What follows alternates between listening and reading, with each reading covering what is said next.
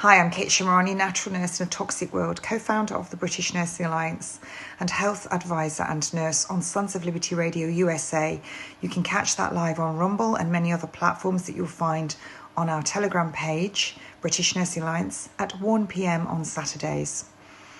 Jeremy Hunt has just announced as Chancellor that he's going to allow social services and the government to take 100,000 from our elderly's assets when they go into the hospitals and the social care settings.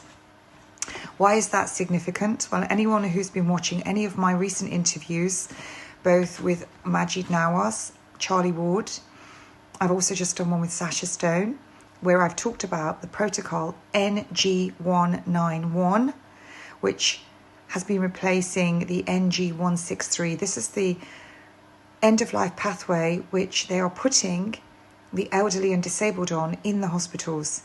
And that pathway involved morphine and midazolam with NG163, and now it is remdesivir, benzodiazepines and opioids, which is lorazepam as well. And our country has just ordered huge amounts of lorazepam, and it may interest you to know that in February 2020, the shares for lorazepam in 1 month went up by 34%. So they knew worldwide that this was going to be used. Now, they are putting more and more people on this end-of-life pathway, and you can go and look up the Palliative Care Funding Review. And that Palliative Care Funding Review tells you that they're going to be increasing the palliative care, and it also gives you on one of those pages on that Palliative Care Funding Review, which is page 64, it tells you the amount that the deaths of the elderly is going to go up by 2031, which is when their plan goes up to.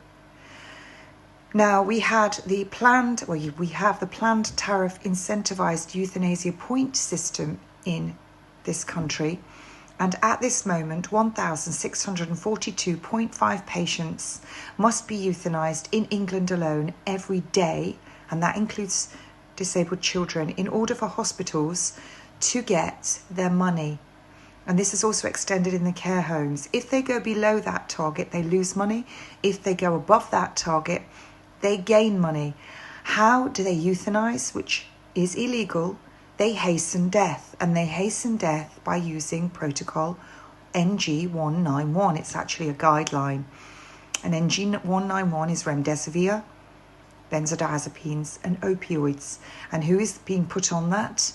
The elderly and the disabled. And they're using algorithms.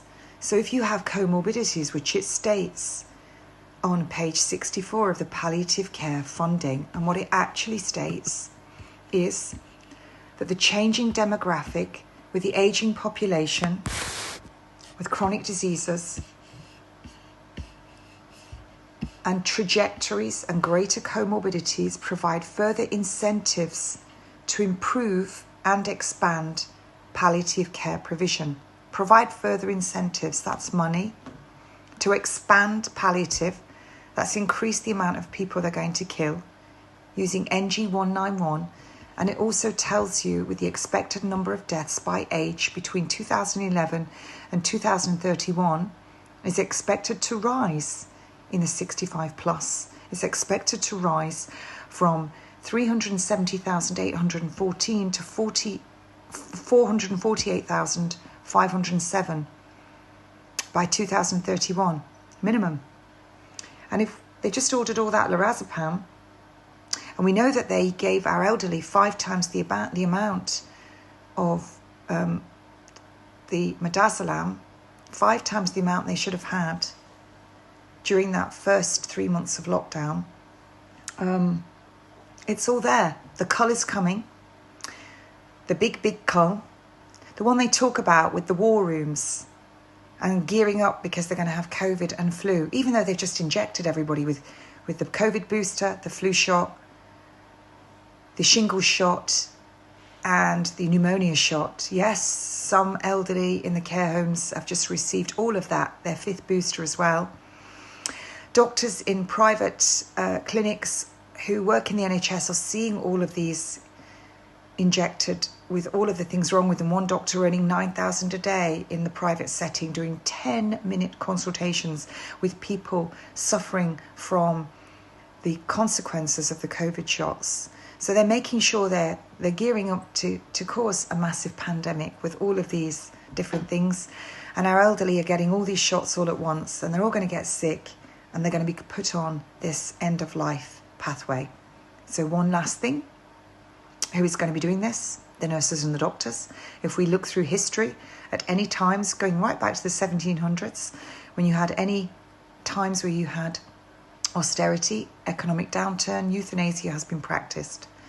And a lot of these people that are involved in it are also people that are involved in eugenics.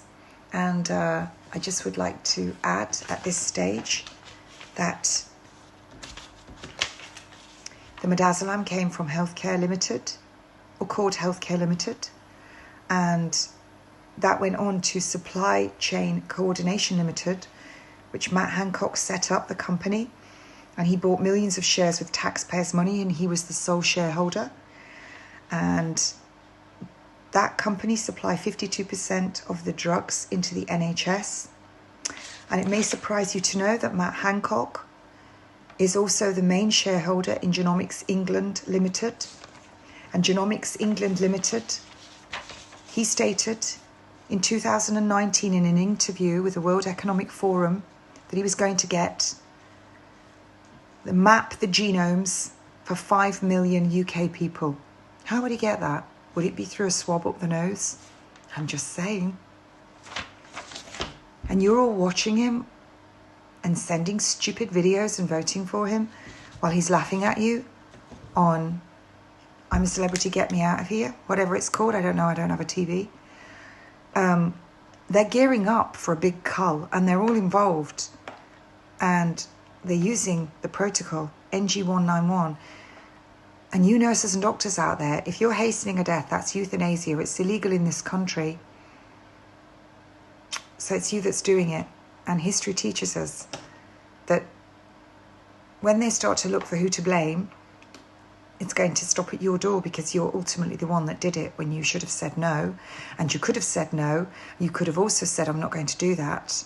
Or that's going to kill the patient, or that's too much. But you didn't. You did it to keep your jobs. So who to blame is going to be sitting at your door. Anyway, I've said it all, and I hope you share this far and wide and it makes sense. Have a good day.